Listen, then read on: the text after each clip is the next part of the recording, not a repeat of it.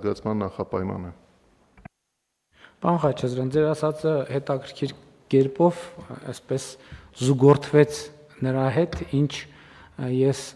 քիչ առաջ տեսական հարցության մեջ փորձում էի ներկայացնել։ Հիմա երբ որ դուք խոսում եք, ես մտածում էի հետևյալը.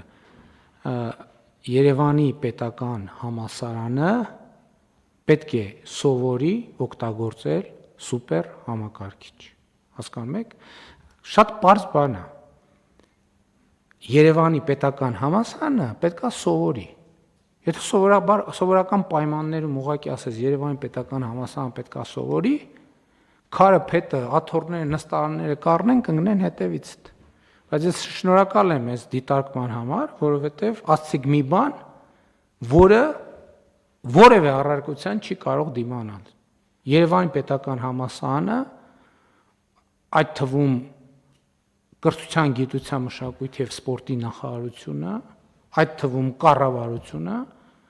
պետք է սովորի կառավարել, օգտագործել սուպեր համակարգիչ։ Եվ ոչ մի ամոթ բան չկա դրա մեջ, ժողովուրդ ջան։ Մենք չենք ունեցել սուպեր համակարգիչ եւ պետքա սովորենք օգտագործել սուպեր համակարգիչ։ Բայց ես ձեզ մի բան ասեմ, ավելի լայն համատեքստում մի սուպեր համակարգիչը պետությունն է։ Եվ մենք ինչպես սուպեր համակարգիչ չենք ունեցել իր ստեղծման օրից մի քանի չգիտեմ, ինչ երբ է ստեղծվել, դա էլ չգիտենք երբ է ստեղծվել։ Նույն կերպ էլ հարյուրամյակներով պետություն չենք ունեցել։ Եվ պետությունը ավելի բարդ սուպեր համակարգիչ է, քան ամենաբարդ սուպեր համակարգիչը։ Եվ էս է մեր խնդրեմը, մենք չգիտենք դա օգտագործել։ Մենք սուպեր համակարգիչը վերցրել ենք, ուզում ենք շարիկ գլորենք այդ սուպեր համակարգիչով։ Դա դրա համար չի նախատեսված։ Ստեղ է խնդրեմը։ Բայց այս խնդրեմը հասկանալու համար նախ պետք է հասկանալ այդ խնդրեմի գոյությունը։ Եվ ես ուզում եմ դրա մասին մենք ավելի շատ մտածենք։ Մտածում ենք, ես չեմ ասում չենք մտածում, մենք ըստ էության մեր աշխատանքային մանավանդ այս տարի, որ մենք սկսել ենք ֆորմատը նախարարությունների հաշվետվությունների բանը ֆորմատը փոխարինել ենք ռազմավարությունների կատարման ընթացքի հաշվետվությունների ֆորմատով, այս ուղղությունը, բայց էլ եմ ասում, այդ պետքա մենք մեզ խոստովանություն, այս խոստովանությունը մեզ անենք։ Բոլորս, բոլոր պաշտոնյաները, եթե մենք մեզ չասենք, որ մենք ինչ որ բան չգիտենք, եւ շատ բան չգիտենք, մենք բան չենք անի, չենք ապահովի առաջընթաց ու զարգացում։ Եվ իսկապես շատ արժեքավոր դիտարկում էր ու բարդ լուծելի ընդ որում։ Այդ բոլոր ստանդարտները, որ ասում եք, այդ լրիվ մեզ համար անծանոթ բան է։ Ամոթ բան չկա։ Եթե կան 1, 2, 3 կլինեն, իմիջիայլոց ոլորտում կլինեն մասնագետներ 10 գուցե, հա, մաքսիմում 20, այդ մասնավոր հատվածում, որոնց պետքա խնդրենք, չամաչենք, ասենք ժողովուրդ ջան, մեզ դուք գոնե աշխարհտեսած մարդիկ եք, դուք գոնե ինչ-որ բան գիտեք, եկեք օգնեք մեզ, եթե պետքա պայմանագիր կնքենք, այո, պետքա սովորենք նաև գիտելիքի համար մարդկանց վճարել, խորհրդատվության համար վճարել, բայց իմանալ ում եւ ինչի համար վճարել, որպեսզի այս բոլոր ստանդարտները ունենանք, հակառակ դեպքում չենք ունենա։ Չնայած ենթադրում եմ, որ մեզ վաճառած ընկերությունը ինքը նաև զուգահեռ ծառայություններ առաջարկում է, բայց մեկը դա մեր սուպեր համակարգիչն է արդեն եւ մենք պետք է սովորենք դրանից ստանալ այն արդյունքը, որը ուզում ենք ստանալ։ Շատ լավ հարցը դրվում է քվեարկության, ովքեր են դեմ որոշման ընդունմանը, դեմ չկա, որոշումն ընդունված է, հարգելի գործընկերներ, մեր նիստի օրակարգը սպառված է, բայց ես մի հարց էլ ունեմ դռնբաց ռեժիմում քննարկելու։ Ես ուղղակի ուզում եմ մի նամակ ընթերցել, որը ստացել եմ քաղաքացուց, ում հետ այս մեր շրջանառության հարկի հետ կապված այն ամենաբուրըն օրերից ես անձամբ չեմ ճանաչում, էլեկտրոնային փոստով անդադ նամակագրության մեջ ենք եւ որոշ նամակներ հասցեագրել եւ վերահասցեագրել եմ, ուղղակի այս նամակը ուզում եմ ընթերցել ոչ մի բան նկատի չունենալով ու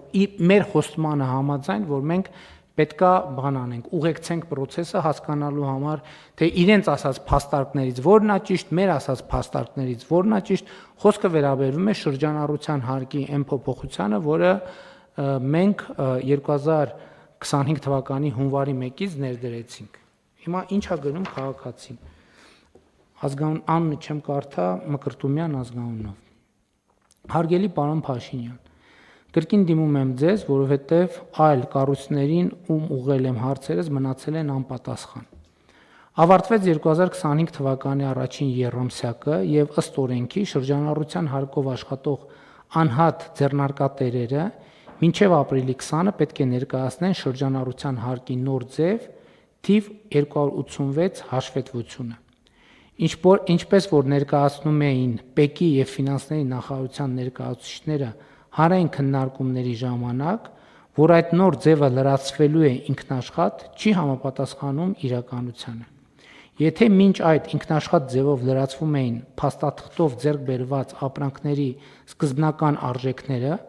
ապա այժմ դա էլ չի լրացվում հաշվետվությունում, միայն ինքնաշխատ զրոներն են լրացվում։ Հարգելի պարոն Փաշինյան, հաշվետվություն լրացնելը մեծ դժվարություն չի ներկայացնում, եթե հարկային օրենսգրքի փոփոխություններում հստակ նշված լինեն այն ծախսերը, որոնք պետք է ներառվեն շրջանառության հարկ վճարողի մոտ։ Դժվարությունը կայանում է նրանում, որ ՊԵԿ ներկայացուցչի եւ ֆինանսների նախարարության ներկայացուցչի մեկնաբանությունները այդ ծախսերի վերաբերյալ տարբեր են, եւ հաշվետվության ինքնաշխատ չլրացման դեպքում դժվար կլինի հարկային տեսուչին ապացուցել հաշվարկված եւ վճարված հարկի ճշգրտությունը։ Հարգելի պարոն Փաշինյան, խնդրում եմ ձեզ հանձնարարել ՊԵԿ-ի եւ ֆինանսների նախարարության կողմից հստակ տալ պարզաբանում, թե վերջապես առևտրական գործունեությամբ զբաղվող ԱՁ-ի իրացման ծախսերի մեջ ներառվում են արդյոք առաջին